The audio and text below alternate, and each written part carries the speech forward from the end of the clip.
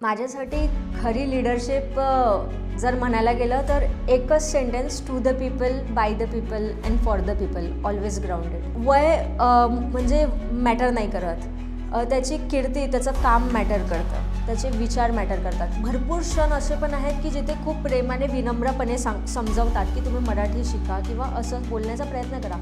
आणि ज्यांनी मार खाल्ला आहे त्यांनी मात्र उद्धटपणाने उत्तर दिलं आहे. त्यांनी म्हटलं की हम नहीं बोलेंगे मराठी, क्या कर लोगे, रहेंगे महाराष्ट्र में, नहीं बोलेंगे. तर जेव्हा असं उद्धटपणाचं उत्तर येते तेव्हा आम्हाला बाळासाहेबांची शिकवण आहे की कोणी अरे म्हटलं तर कारे म्हणून त्याच्या कानाखाली आवाज काढला पाहिजे, आणि तेच समोर झालं. Hello everyone and welcome back to 7th day of Navratri special series जिसका नाम है 9 रात्रि 9 नारी 9 कहानियाँ. मैं हूँ आपके होस्ट एंड दोस्त खुशी. आज का हमारा कलर है ऑरेंज, जो डिनोट करता है स्ट्रेंथ और पावर को. तो इसी स्पिरिट को लेकर हमारे साथ है एक यंग लीडर जिनका नाम है अपूर्वा पित्तलवार.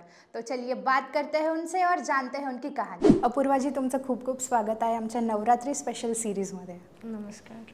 जर तुम्ही अपूर्वा पित्तलवारला एक वर्डमध्ये डिफाईन कराल तर ते काय असणार? फिअरलेस. तुमची जे हे पॉलिटिकल जर्नी आहे हे कशी सुरू झाली आणि तुम्हाला कोणी इन्स्पायर केलं? पॉलिटिकल जर्नी ही 2020मध्ये जेव्हा मी 16 वर्ष कंप्लीट झाले होते तेव्हा सुरू झाली. आणि तेव्हा कोविडमध्ये कुठेतरी असं वाटलं की समाजाला आपली गरज आहे. तर त्याकरिता मास्क वाटप आणि स्लम्स एरियामध्ये जाऊन आपण जेवणाचे किटचे वाटप वगैरे ते सुरू केलं. पण कुठेतरी तिथल्या मुलींना एक प्लॅटफॉर्म, गावातल्या मुलींना आणि एक सोशल प्लॅटफॉर्म भेटायला पाहिजे होतं, एक पॉलिटिकल बॅकअप पाहिजे होतं. त्यामुळे मग शिवसेना उद्धव बाळासाहेब ठाकरे चूज केलं. आणि त्याच्या मागचं रिझन तर फक्त एकच, हिंदू हृदय सम्राट वंदनीय बाळासाहेब ठाकरे, त्यांच्या चित्रपटाचं जे ठाकरे चित्रपट निघालं तिथून प्रेरणा घेऊन खरं तर ही जर्नी सुरू केली आहे. आणि तुम्हाला जेव्हा तुमची जर्नी स्टार्ट झाली तेव्हा तुमच्या घरून किंवा तुमच्या रिलेटिव्सकडून तुम्हाला सपोर्ट होता? हो, अगदी सुरुवातीला तर खूप छान सपोर्ट होता. एक टाईम जेव्हा कुठेतरी कोणत्या आंदोलनात पोलिसांचा हस्तक्षेप झाला किंवा काही, तेव्हा मात्र थोडे पेरेंट्स टेन्स्ड व्हायचे. पण त्यानंतर पण त्यांनी पण आता हळूहळू एक्सेप्ट करणं चालू केलं की मुलगी समाजाला दिली आहे, आणि त्यामुळे आता फुल सपोर्ट आहे घराकडनं. मॅम, आम्ही असं बघितलं आहे की तुम्ही स्टुडंट्सच्या राईट्ससाठी खूप जास्त लढतात. तर आजचे जे स्टुडंट्स आहेत त्यांना काय गरजेचं आहे? खरं तर जर आपण असं स्टुडंट्सबद्दल बोललो आणि द मोस्ट इम्पॉर्टंट थिंग जर त्यांना काही गरजेचं आहे ते आहे प्रॉपर अँड ऑथेंटिक एज्युकेशन, जे की त्यांना भेटलं पाहिजे. आणि दुसरं तर मग खूप गोष्टी आहे अशा ज्या विद्यार्थ्यांना पाहिजे, पण सर्वात प्रथम म्हणजे शिक्षण. तुमच्यासाठी खरी लीडरशिप म्हणजे काय? माझ्यासाठी खरी लीडरशिप जर म्हणायला गेलं तर एकच sentence, to the people, by the people and for the people, always grounded. Ma'am, तुम्ही जे एवढे प्रोटेस्ट केले आहे स्टुडंट्ससाठी, तर तुमच्यासाठी सर्वात अनफॉर्गेटेबल कोणता मुवमेंट होता आणि कोणता रॅली किंवा प्रोटेस्ट होती ते? मला अजूनही आठवतं की 1-1.5 वर्षा पहिले नागपूर विद्यापीठामध्येच नमो महारोजगार मेळावा झाला होता. आणि तिथेच की विद्यापीठाला राजकीय अड्डा बनू नये, त्यामुळे तिथे राजकीय कार्यक्रम घेऊ नये. विद्यापीठ हे शिक्षणाचं आपलं स्थळ असतं, मंदिर असतं, आणि त्यामुळे त्याला मंदिरच राहू द्यावं, राजकीय अड्डा बनू नये, यासाठी आम्ही आंदोलन केलं होतं. आणि त्याकरिता आम्ही छत्रपती शिवाजी महाराजांचे जो गनिमी कावाचं उदाहरण होतं ते आम्ही अप्लाय केलं, आणि तिथे संपूर्ण युवा सेनेची टीम आम्ही विद्यापीठात आत शिरलो. ते मात्र अगदी अविस्मरणीय होतं, कारण त्याची दखल युवासेना प्रमुखांनी आदित्यसाहेब ठाकरे यांनी देखील घेतली, आणि आमचे जे सचिव वरुणजी आहेत त्यांनी देखील घेतली. त्यामुळे ते संपूर्ण नागपूरच्या युवा सेना टीमसाठी अविस्मरणीय क्षण होता. आणि तुम्ही युवासेना कधी जॉईन केली होती? मी युवासेना 2020मध्ये जॉईन केली होती. जेव्हा मी 5 महिने सोशल वर्क केलं त्यानंतर कुठेतरी वाटलं की एक पॉलिटिकल प्लॅटफॉर्म पाहिजे, तर युवासेना जॉईन केली. आणि तिथून मग शाखा प्रमुख, पहिले म्हणजे 50 होम्सचं हेडला शाखा प्रमुख म्हणतात आमच्या इथे, तर शाखा प्रमुखपासून शहर प्रमुख, मग तालुका प्रमुख, विधानसभा प्रमुख, उपजिल्हा, जिल्हा, लोकसभा, आणि आता विभागीय सचिव, असे हे 5 वर्षाच्या प्रवासात माझे 6 पदोत्तर झाले आहेत. तर असा हा प्रवास होता युवासेनेचा.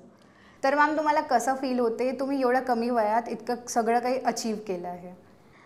खरं तर इट इज बोथ, म्हणजे चांगलं पण म्हणू शकते आणि वाईट पण म्हणू शकतो. कारण की रिस्पॉन्सिबिलिटीज. हां, कारण शिक्षणासोबत राजकारण करणं तर थोडं टफ जातं, पण कुठेतरी ते मॅनेज होऊन जातं. वय कुठेतरी कमी आहे म्हणून कोणत्या तरी प्लॅटफॉर्ममध्ये चांगला चान्स पण भेटतो की नाही लहान आहे, आणि कधी कधी वय कमी पडतं म्हणून कुठेतरी लूफुल बॅक पण यावं लागतं की अरे लहान आहे.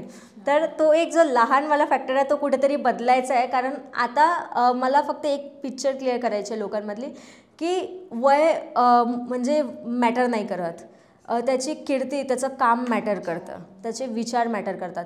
तर तीच एक इमेज आता बदलायला की लहानचं नाही, तुम्ही त्यांचे विचार बघा आणि मग जज करा, ते चेंज करायचं आहे. मॅम, तुमच्या हिशोबाने नारी शक्ती म्हणजे काय?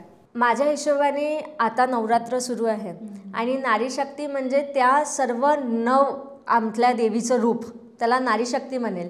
जे संयमाने जर कोणाशी लढते तर दुर्गा देवीचं रूप घ्यायचं, आणि कुठेतरी जेव्हा वाटतं की आता ऐकत नाही तर मा भवानीचं पण रूप घ्यायला ती नारी सक्षम असली पाहिजे. माझ्यासाठी तेच नारीत्व. आणि हे जे आता भाषाविवाद झालं होतं, तर तुमचं त्याच्यावर काय टीका आहे? भाषाविवाद हिंदी मराठी? खरं तर मी स्वतःच हिंदू हृदय सम्राट वंदनीय बाळासाहेब ठाकरेंच्या प्रेरणातून शिवसेनेमध्ये आली आहे, आणि मलाही कुठेतरी वाटते की महाराष्ट्रात राव तर मराठी यायलाच हवी. आणि यायलाच हवी म्हणजे तेव्हा असं आमचं म्हणणं नाही की तुम्हाला संपूर्णच यायला हवी, पण कुठेतरी तुम्ही प्रयत्न करावा.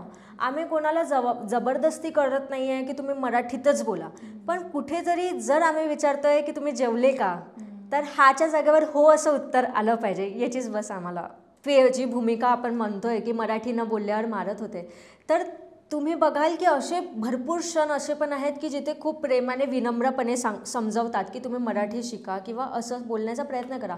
आणि ज्यांनी मार खाल्ला आहे त्यांनी मात्र उद्धटपणाने उत्तर दिलं आहे. त्यांनी म्हटलं की हम नहीं बोलेंगे मराठी, क्या कर लोगे, रहेंगे महाराष्ट्र में नहीं बोलेंगे. तर जेव्हा असं उद्धटपणाचं उत्तर येते तेव्हा आम्हाला बाळासाहेबांची शिकवण आहे की कोणी अरे म्हटलं तर कारे म्हणून त्याच्या कानाखाली आवाज काढला पाहिजे, आणि तेच समोर झालं. ॲज अ यंग महिला पॉलिटिशियन म्हणून तुम्हाला काय काय चॅलेंजेस फेस करावं लागले? पॉलिटिकली जर बघायला गेलं तर कुठेतरी मोठे जे पुरुष क्षेत्रात वाढलेले आहेत त्यांचा कुठेतरी मेल इगो हर्ट होतो, म्हणून थोडंसं बॅक घ्यावं लागतं. तो एक चॅलेंज तो प्रत्येक फील्डमध्ये असतोच, पण मात्र त्या चॅलेंजला ओव्हरकम करून आपल्या आवाजाच्या शैलीतून मी पुढे आलेली आहे. दुसरं तर शैक्षणिक आणि राजकारण दोन्ही जेव्हा सांभाळायला जातं तेव्हा कुठेतरी हेक्टिक होऊन जातं. कारण आता मी LLM मास्टर्स करत आहे, पण मी पूर्ण 5 वर्ष म्हणजे माझ्या फर्स्ट इयरपासून फायनल इयरपर्यंत मी राजकारणात होते. तर मॅम, तुम्ही कसं काय मॅनेज केलं स्टडीज अँड पॉलिटिक्स? कुठेतरी तो नियंत्रण ठेवला मी की 6 तास जर आपण राजकारणाला देतोय तर 10 तास अभ्यासाला दिलं पाहिजे. कारण माझं नेहमीच म्हणणं आहे की education should be your first priority, आणि मग बाकी सगळं नंतर येतं. तर समोर तुमचं काय विचार आहे? तुम्ही जे केलं आहे ते समोर हे करणार की पॉलिटिक्समध्ये जाणार?